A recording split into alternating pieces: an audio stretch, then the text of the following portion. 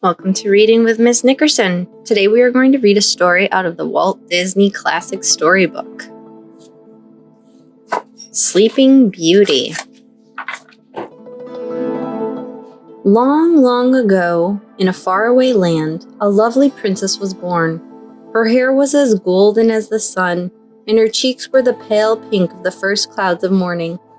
"She is as beautiful and as full of promise as the dawn itself," said her mother and father, and after much thought they named her Aurora, which is another way of saying dawn. To celebrate Aurora's birth, King Stephen invited everyone in the land to come to the castle. King Hubert and his young son, Philip, were among the guests. During their visit, King Stephen and King Hubert planned to announce that Princess Aurora and Prince Phillip would someday marry, uniting the two kingdoms. 3 good fairies came to bless the baby with gifts. The first fairy, Flora, waved her wand and gave Aurora the gift of beauty. Fauna, the second fairy, gave her the gift of song. But before the third fairy could speak, the castle doors flew open. There stood the evil fairy, Maleficent. She was angry that she had not been invited to the celebration, and she placed a cruel spell upon the baby. "Before the sun sets on her 16th birthday, she shall prick her finger on the spindle of a spinning wheel and die." The terrified king and queen begged the good fairies to help. They could not undo the evil curse, yet there was still hope. The third fairy, Merryweather, had not yet given the princess her gift. Perhaps she could soften the spell. Merryweather waved her wand over the baby. "If through this wicked witch's trick a spindle should your finger prick, a ray of hope there still may be in this gift I give to thee. Not in death, but just in sleep, the fateful prophecy you'll keep, and from this slumber you shall wake, when true love's kiss the spell shall break." King Stephen ordered every spinning wheel in the land to be burned, while the 3 fairies tried to think of other ways to keep Aurora safe.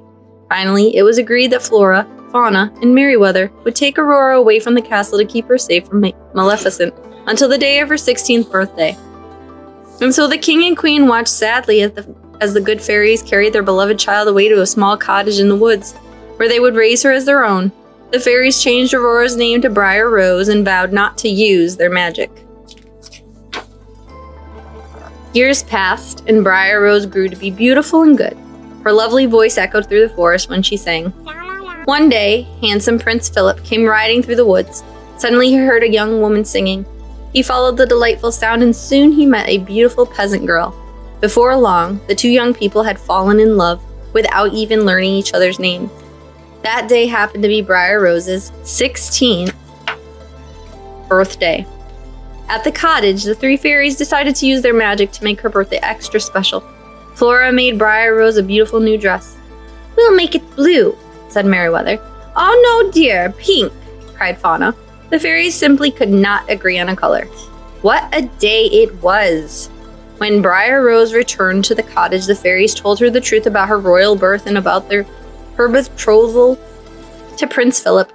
They were stunned when the young princess burst into tears upon hearing the news. How could she marry a prince when she was in love with the young man she had met in the woods? Meanwhile, King Stephen and King Hubert were happily making plans for the wedding of Prince Philip and Princess Aurora. Soon the princess would return to the castle and the 2 kingdoms could be united at last. But Prince Philip shook his head and told his father he was going to marry a beautiful peasant girl, and off he rode to find his love. That night, the 3 fairies secretly brought Princess Aurora back to the castle, but Maleficent was prepared for Aurora's return.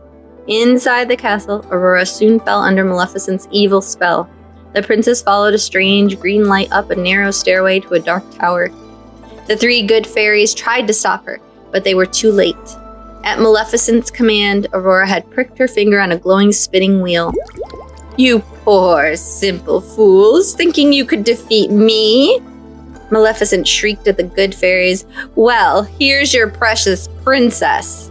Aurora lay motionless, thinking quickly. Flora, Fauna, and Merryweather cast a spell and put everyone in the castle to sleep until they could find Aurora's true love. As King Hubert drifted off to sleep, He mumbled that Prince Phillip had fallen in love with a peasant girl in the woods. It had to be Aurora. Prince Phillip was her true love. The fairies set off to find the prince. But Maleficent found him first. She dragged him to her castle and left him in chains in the dungeon. When the good fairies finally found the prince, they set him free. "Arm thyself with the enchanted shield of virtue and this mighty sword of truth," said Flora.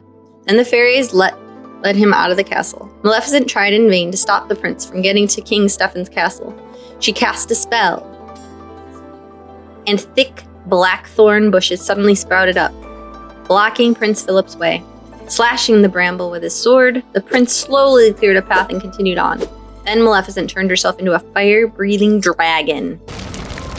"Now you shall deal with me," she shouted at the prince. The courageous prince fought the terrible beast with all his might. At last, he was able to kill it with the sword of truth. Racing through the castle, Prince Philip came to the tiny chamber where Aurora slept. Kneeling beside her, he kissed the beautiful princess. Aurora's eyes slowly fluttered open. Recognizing the prince as the young man she had met in the woods, a smile came to her lips. The spell was broken. Throughout the castle, everyone began to wake up. The trumpeters were finally able to announce the long-awaited return of the princess. King Stephen and King Hubert were finally able to plan the royal wedding. That evening, there was a royal ball at the castle. Princess Aurora and Prince Philip came down the great stairway and entered the ballroom. A cheer went up throughout the castle as they began to dance. The good fairies looked on overjoyed.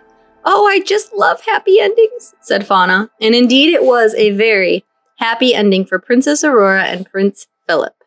The end. Oh.